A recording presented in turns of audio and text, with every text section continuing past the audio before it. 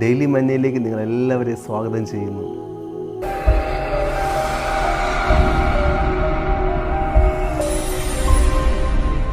ലോകം കണ്ടതിൽ വെച്ച് കരുത്തുറ്റതും ആഡംബരമേറിയതുമായ ടൈറ്റാനിക് കപ്പൽ മുങ്ങിപ്പോയി. എന്തുകൊണ്ടാണ് അപ്രകാരം സംഭവിച്ചത്? അവർ മുന്നറിയിപ്പ് ലംഘിച്ചു. ആ മുന്നറിയിപ്പ് ലഭിച്ചിട്ടും, അപകടം വരും എന്നുള്ള മുന്നറിയിപ്പ് ലഭിച്ചിട്ടും കപ്പലിലുള്ളവർ കരുതിയത് ഈ കപ്പലിനെ തകർക്കുവാൻ ഒരു ഐസിനും സാധിക്കത്തില്ല എന്നാണ്. എന്നാൽ അവരുടെ ചിന്തകൾ മാറ്റിമറിച്ച് ആ മഞ്ഞുമല ആ കപ്പലിനെ തകർക്കുവാൻ ഇടയായിത്തീർന്നു.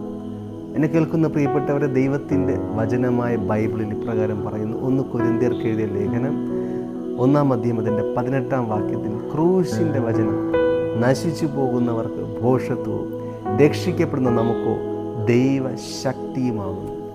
എന്നെ കേൾക്കുന്ന പ്രിയ സഹോദരങ്ങളെ, ക്രൂശിൻ്റെ വചനം, അതായത് ദൈവത്തിൻ്റെ വചനം നശിച്ചു പോകുന്നവർക്ക് ഭോഷത്വമാണ്. എന്ന് വെച്ചാൽ അവർക്കത് മണ്ടത്തരമായി തോന്നുന്നു. എന്നാൽ അത് രക്ഷിക്കപ്പെടുന്നവരെ സംബന്ധിച്ച്, അത് വിശ്വസിക്കുന്നവരെ സംബന്ധിച്ച് അത് ദൈവത്തിൻ്റെ ശക്തിയാണ്.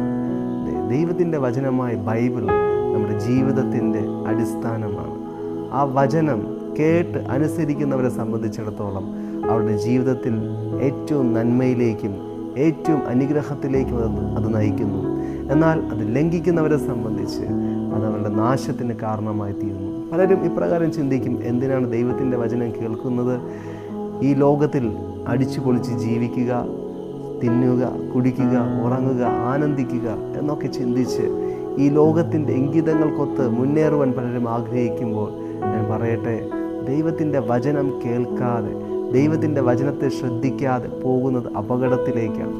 ടൈറ്റാനിക് കപ്പൽ അപകടത്തിൽപ്പെട്ടതുപോലെ ഒരു പക്ഷേ ചിന്തിക്കുന്നത് ഒരിക്കലും ആർക്കും അപായപ്പെടുത്തുവാൻ കഴിയില്ലെന്നാണ്. പക്ഷേ ഈ ദൈവത്തിൻ്റെ വചനത്തിൻ്റെ മുന്നറിയിപ്പുകൾ ലംഘിച്ചാൽ നാം പോകുന്നത് വലിയ അപകടങ്ങളിലേക്കാണ്. അതേ പ്രിയപ്പെട്ടവരെ, എന്നാൽ ആ വചനം അനുസരിക്കുന്നവരെ സംബന്ധിച്ച് അത് അവർക്ക് ദൈവത്തിൻ്റെ ശക്തിയാണ്.